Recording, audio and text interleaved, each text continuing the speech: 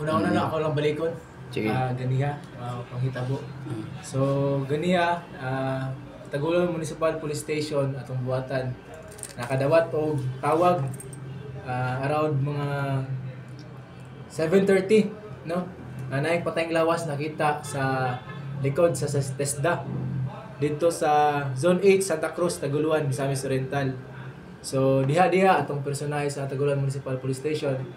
Of course, led by our Chief of Police, Police Major Renz Marian Serrano. Niadto mi dito sa to verify the veracity of report.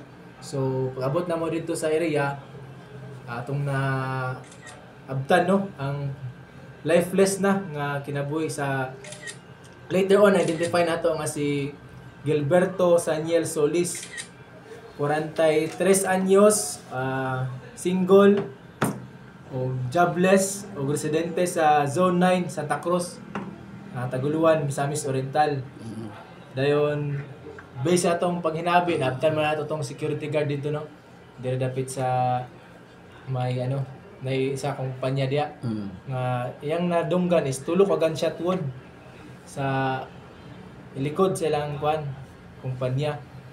Dayon kini siya nga lugar, no, is kanang awaaw ba, sagbutan, ngit-ngit, walay mga poste. Dayon after atong na gitawag tag RFU o Regional Forensic Unit led by Captain Unday. Then atong na hibalan nga sa crime scene natay na recover nga tulo agad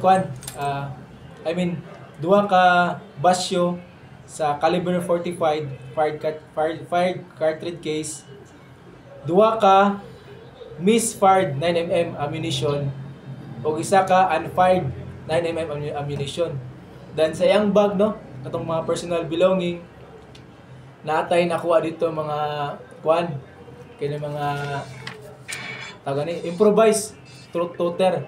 Naputay mga wooden stick kanang ginagamit pito as clipper. Mga improvised knife, dayon mga improvised needle, lighter, then katong large and elongated empty transparent cellophane na siya isud kana. Then dayon based po sa after sa pagprocess sa crime scene ganiya, ang nakita is na siya tulo ka gunshot wound kining diri sa left lower chest, ang isa sa right hand kini sa may middle finger, then ang isa nasa left thumb, then na siya stab wound, dinunggaban diri sa may right lower chest. Then napoy siya incise wound, no, incise wound marag cut ba, marag siguro ni self defense siya repeat sir. Siyang kamot? Sa may left finger. Okay. Nag-depend siguro. So na may helmet ang biktima sa posible? So na motor siya sir? Yes ma'am, posible na siya motor ma'am.